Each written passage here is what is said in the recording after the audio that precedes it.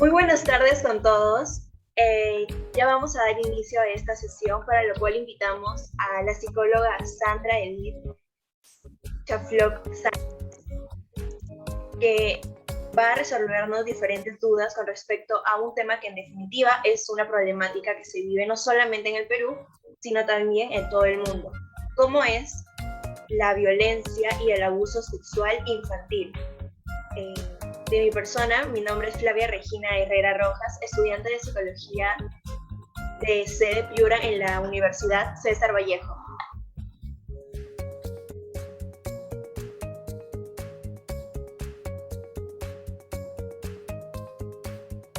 Bien, yo soy Anison Sabaque Espinosa, también de la sede Piura, y hoy vamos a estar respondiendo ciertas interrogantes sobre que nos han dejado en este periodo de tiempo que ha sido de la creación de la página diferentes personas. Y es para eso que está aquí mi psicóloga Sandra, para que pueda respondernos todas las dudas que tengamos. Hola, mi nombre es Saray Elizabeth Santos Aplique. Soy también de la sede de Piura, de la carrera de psicología, y pues principalmente estamos acá para resolver algunas dudas que ustedes tengan junto a la psicóloga Sandra. Eh, y espero que esa información les pueda ayudar demasiado a ustedes. Gracias. Hola con Hola, todos. buenas tardes. Pasa, habla. Hola con todos. Mi nombre es Freisia Nayeli Silva Valencia. De igual manera, soy de la sede de Piura y pues hoy les estaremos apoyando para prevenir junto a la psicóloga el abuso y la violencia sexual infantil.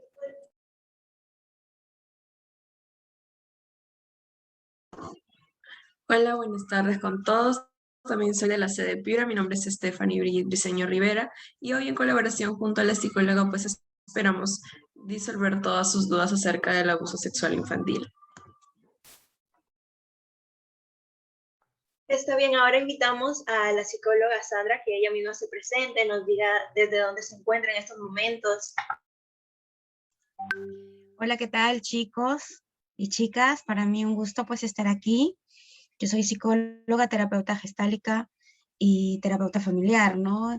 Encantada de poder hablar de un tema muy importante, sobre todo el tema de la violencia sexual, que definitivamente hay un mecanismo de prevención, hay una forma como nosotros, al presentarse o no esta problemática, podamos tener algunos recursos también para poder ayudar a aquellas familias que tienen o han tenido alguna situación como esta, ¿no? Gracias por la invitación. Bueno, y aquí estamos para poder compartir con ustedes en este conversatorio información de valor para que puedan aportar, ¿no? De una u otra forma. De igual manera, muchas gracias. Y ahora sí, para dar inicio a esta ronda de preguntas, quisiéramos empezar con las definiciones sobre abuso y violencia, ya que muchas personas consideran de que son sinónimos, pero en realidad no lo son, son cosas diferentes. Entonces, quisiéramos que comience por eso, por favor. Realmente cuando nosotros hablamos de un tema de abuso sexual, estamos prácticamente viendo la intensidad de la problemática.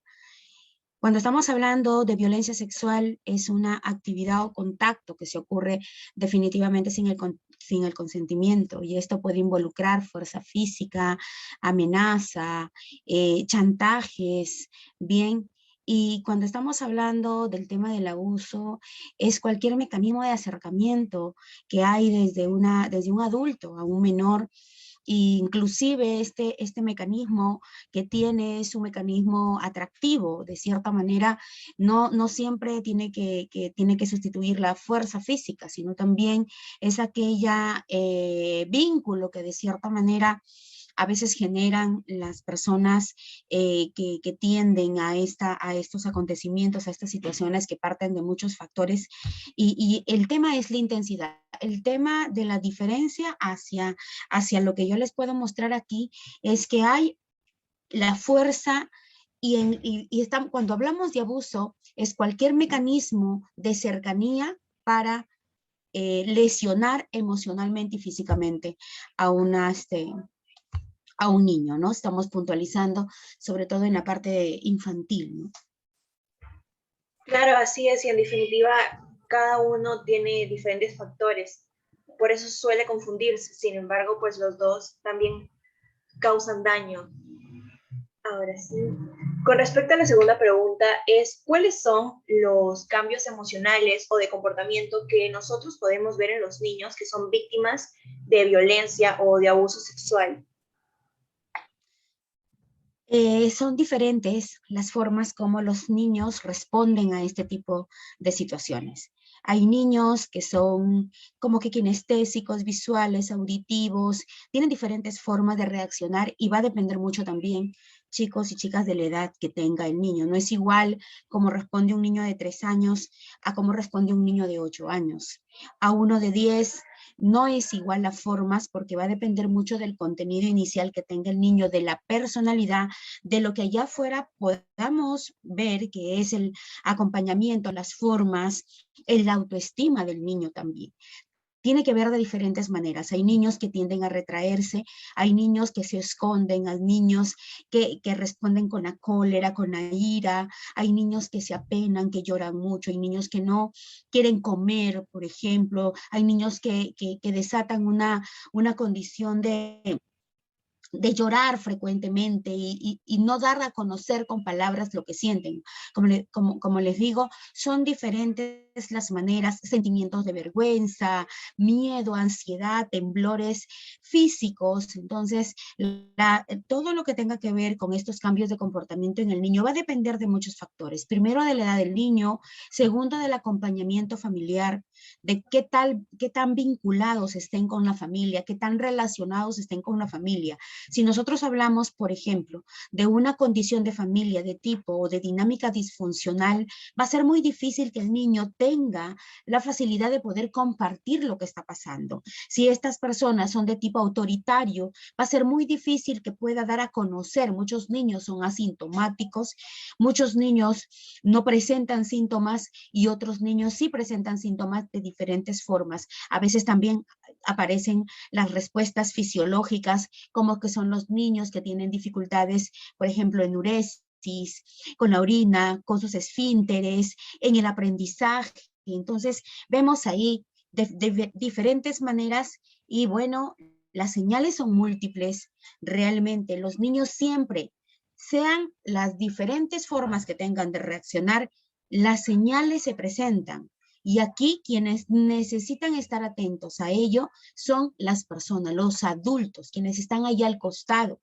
Entonces es importante que nosotros nos demos cuenta que no todo niño reacciona igual, pero sí hay múltiples señales de que hay algo que está pasando ahí y que tiene que ver con el corte sexual, que tiene que ver con esta forma como está reaccionando en el espacio, en el medio. Hay niños que no quieren salir, hay niños que no quieren comer, hay niños que duermen demasiado, hay niños que tienen miedo al agua. Tantos casos que he tenido durante todos estos años que tengo de psicóloga. Entonces, son muchas las maneras. Hay niños que somatizan, hay niños que les duele la barriga, hay niños que les duele la cabeza. Entonces, son diferentes las maneras, es por eso de que siempre hay que estar como que un poquito atentos, porque se pueden confundir entre otras situaciones, pero definitivamente nosotros ahí tenemos que estar como que atentos para poder saber y acompañar a nuestros niños en este tipo de situaciones si es que se presentan, ¿no? Claro, y así es, así como en cualquier situación de nuestra vida, siempre a unas personas les afecta de una manera, a otras de distinta forma, y de igual manera sucede también con los niños. Muchas gracias. Exacto. Otra también de las preguntas muy importantes para entender este tema más a fondo sería ¿en qué afecta al niño a corto y a largo plazo en vivir un evento como el abuso sexual o violencia?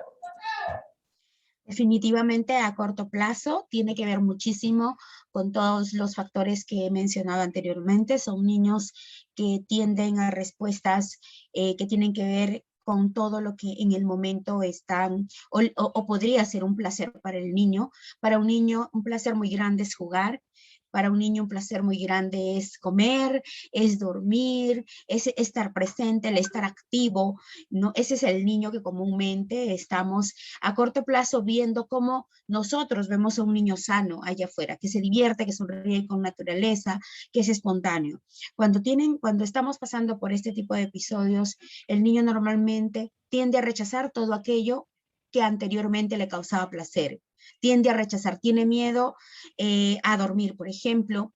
Hay temblores en el día, bien, entonces hay un descuido o una apatía por estar limpios, se sienten sucios, se sienten que no, que el adulto allá afuera tiende, cuando se acercan, hay como que una resistencia a poder entrar en ese círculo de protección que todos los seres humanos tenemos, que ese es el círculo que nos protege, que nos ayuda. Cuando viene alguien, inclusive siendo mamá o siendo papá o siendo un familiar muy cercano, cuando este niño o esta niña tiene este tipo de situaciones, hay un temblor, hay un miedo, lo que antes no ocurría. Mamá se le acercaba con naturaleza y el niño respondía en espontaneidad.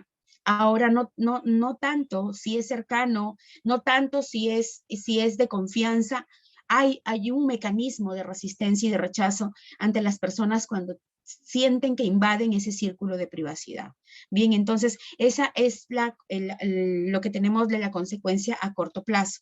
Entonces un niño que varía totalmente, varía entre los dos extremos, entre un extremo del temor desbordado y entre el extremo a veces de la ira, porque no todo niño que a consecuencia de un evento como este no solamente responde al llamto, a veces responde a la ira, a la rabia, a la cólera y a la agresión. Por eso es que los contextos son totalmente diferentes.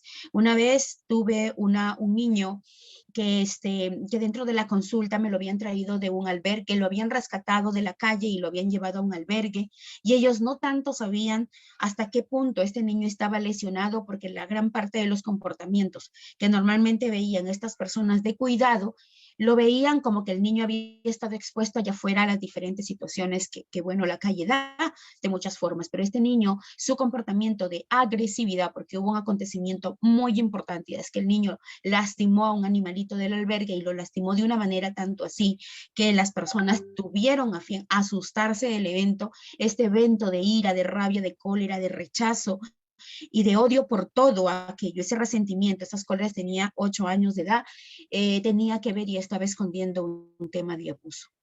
Entonces, no todos los niños responden con tristeza. Hay niños que también pueden responder en la rabia, en la cólera, en la ira y en la agresión. Entonces, vamos a ver los contextos, vamos a ver las formas, y de ello definitivamente nosotros podemos mirar que hay algo que ahí está pasando, y que si no está claro que de repente puede ser abuso, definitivamente también se esconden otro tipo de comportamientos de adultos hacia los niños. Cuando nosotros estamos hablando de un tema y de consecuencia a largo plazo, pues en esta parte nosotros podemos